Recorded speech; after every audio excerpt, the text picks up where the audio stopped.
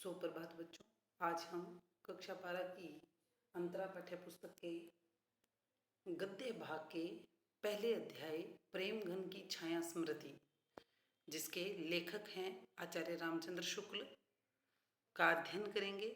आचार्य रामचंद्र शुक्ल हिंदी साहित्य के जाने माने साहित्यकार हैं। इनका जन्म 1884 में और मृत्यु 1941 में हुई थी।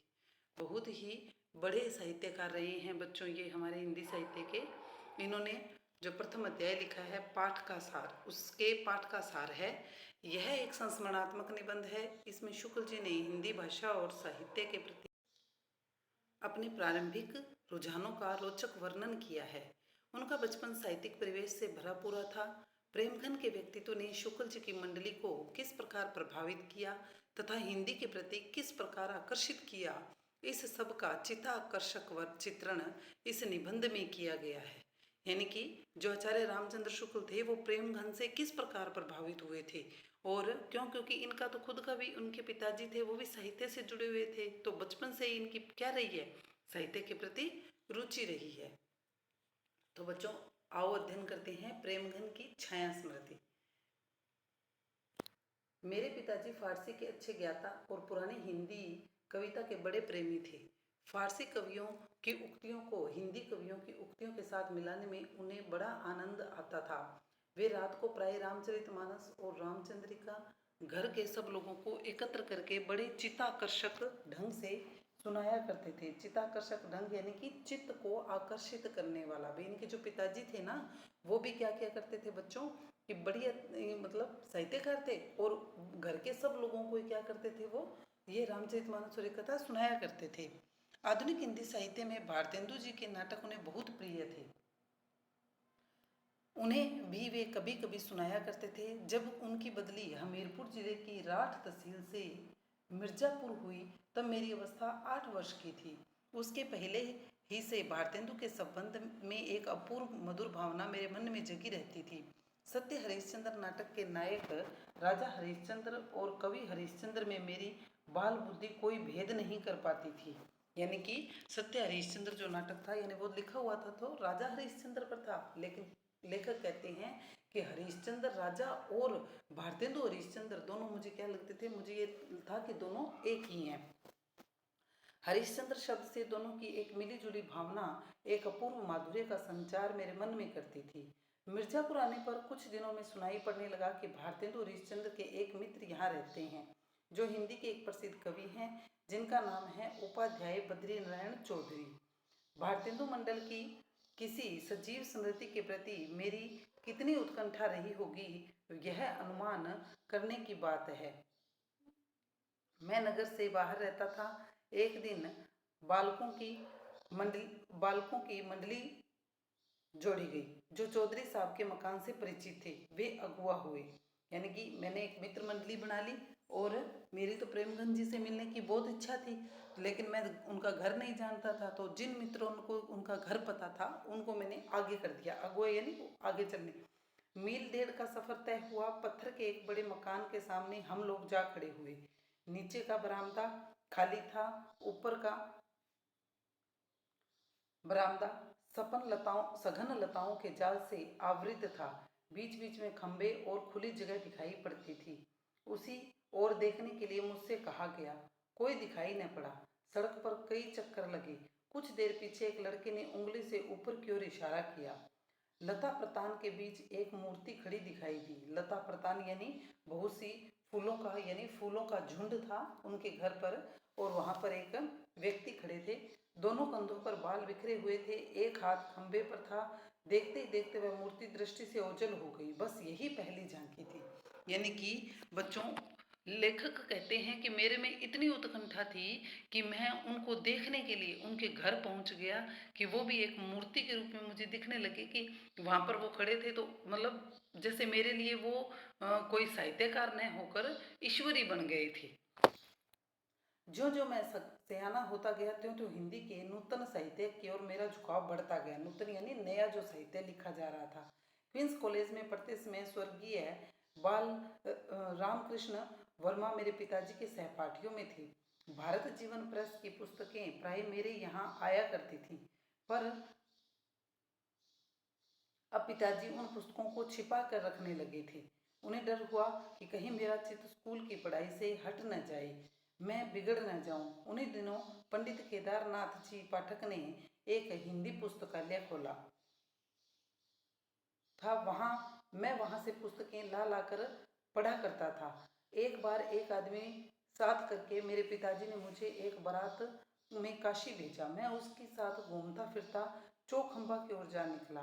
वहीं पर एक घर में पंडित केदारनाथ जी पाठक निकलते दिखाई पड़े। पुस्तकालय में वे मुझे प्राय देखा करते थे, इससे मुझे देखते ही वे वहीं खड़े हो गए। बात ही बात में मालूम हुआ कि जिस मकान में से वे निकले थे वह भारतेंदु जी का घर था। मैं बड़ी चाह और कुतूहल की दृष्टि से, चाह यानी इच्छा और कुतूहल होता है बच्चों आश्चर्य से, यानी कि लेखक तो यही चाहते थे, भारतेंदु जी को पसंद करते थे, इसलिए भारतेंदु जी से और प्रेमगंज जी से वो तो मिलना चाहते थे। तो अब और के वन में वो क्या हुआ कि जैसे ही उनको पता लगा भी ये भारतेंदु जी का घर है, तो लेखक की तो साहित्य की में बहुत रुचि थी, इसलिए वो भारतेंदु जी के घर को देखकर प्रसन्न हो गए। उस मकान की ओर न जाने किन किन भावनाओं में लीन होकर देखता रहा। पाठक जी मेरी ये भावुकता देख बड़े प्रसन्न हुए और बहुत दूर मेरे साथ बातचीत करते हुए गए। भारतेंदु जी के मकान के नीचे का यह हृदय परिचय शीघ्र गहरी मैत्री में परिणत हो गया। यानी कि जो हम दोनों वहां मिले थे तो हम दोनों क्या बन गए थे, अब मित्र बन गए थे, कि मैं भी उनके मित्र हो गया था। 16 वर्ष की अवस्था तक पहुंचते पहुंचते तो समवयस्क हिंदी प्रेमियों की एक खासी मंडली मुझे मिल गई थी, जिनमें श्रीयुत काशी प्रसाद जी जायसवाल, भगवान दास जी हालना, बद्रीनाथ गौड़, पंडित उमा शंकर द्विवेदी मुख्य थे। हिंदी के नए पुराने लेखकों की चर्चा हम बराबर इस मंडली में रहा करती थी। कि जब लेखक कहते हैं कि जब मैं 16 वर्ष का हुआ उसी समय से मैंने क्या है, एक हिंदी प्रेमियों की जो मंडली थी उस मंडली के साथ मैं मिल गया था। यानी हम सब मित्र क्या किया करते थे, बैठकर साहित्य पर चर्चा किया करते थे। मैं भी अपने को एक लेखक मानने लगा था। हम लोगों की बातचीत प्राय लिखने पढ़ने की हिंदी में हुआ करती थी, जिसमें निसंदेह इत्यादि शब्द आया करते थे। जिस स्थान पर मैं रहता था वहां अधिकतर वकील, मुख्तारों, कचहरी के अफसरों और अमलों की बस्ती थी।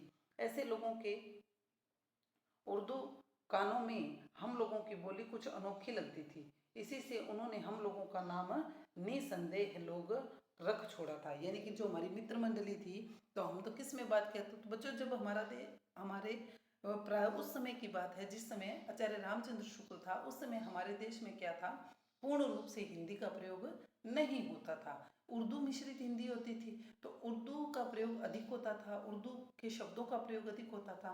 तो लेखक कहते हैं कि जब हम केवल हिंदी का प्रयोग करते, हमारी मित्र मंडली करती, तो जो लोग हमें सुनते थे ना, वो क्या करते थे, उन्होंने क्या किया, हमारी मित्र मंडली का नाम ही क्या रख दिया, निसंदेह रख दिया।